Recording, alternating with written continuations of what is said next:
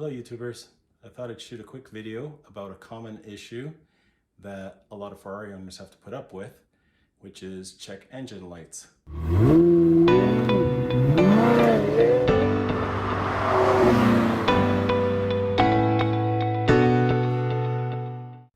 So I've owned my Ferrari for just over 1 year, and I've got my first check engine light. And my model is a Ferrari 360 Modena, so definitely prone to getting check engine lights, which isn't absolutely indicative of there being a problem. So if you check Ferrari chat and other forums and other chat groups, you'll find out that it's quite common. The cars are very temperamental, and it's not necessarily indicating that a sensor has failed or that there's an issue with the engine, although it could be that. In some cases, it can just go off, and what's recommended by a lot of the other Ferrari owners is to buy an OBDII code reader and apply the right software to your phone, if it connects that way, and check to see what the error messages are and clear them.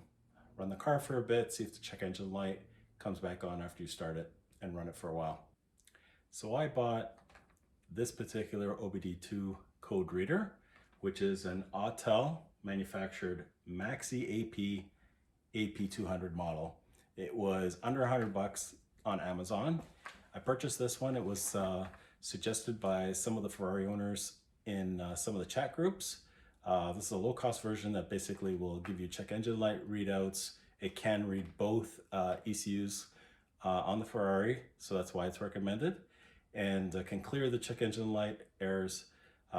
You can spend anywhere from $60 all the way up to $1,000 for one of these diagnostic tools. I didn't think it was necessary to get anything more sophisticated for my purposes, and so I've purchased this to try it out. So what I'm going to do now is go through connecting the device, reading the code error, see if I can clear the error, and proceeding from there.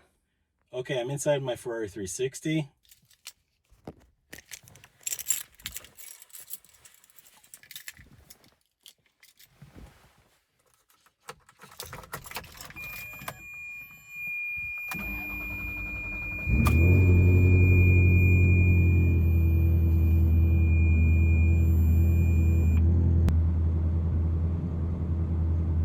Okay, I've just started the car, and as you can see, there is my check engine light. It's not going away.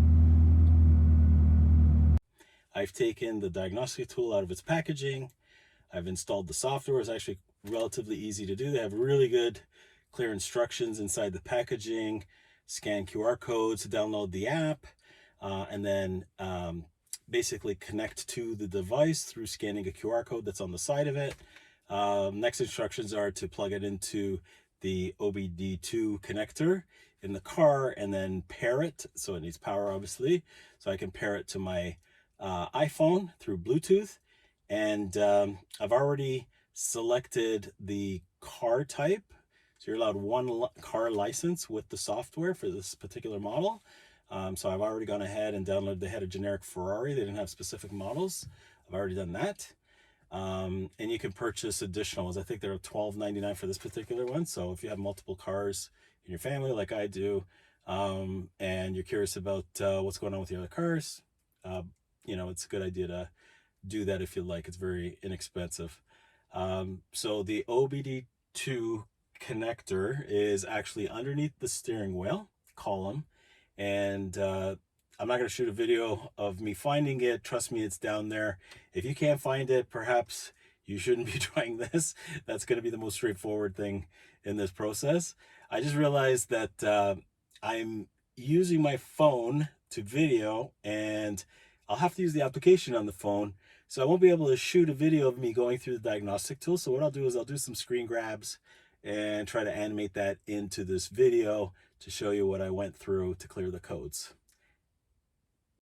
Okay, so I've connected the device and paired it to my phone. After turning on my car, not to the start position, the app has started to read codes, and I see everything is reading, scanning, and passing with no failure.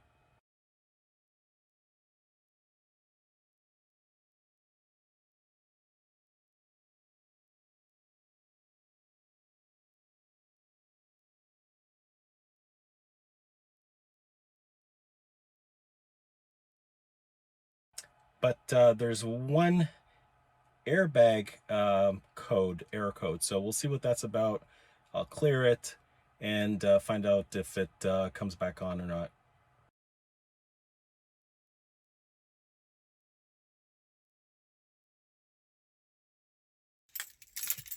Okay, now I'll start the car.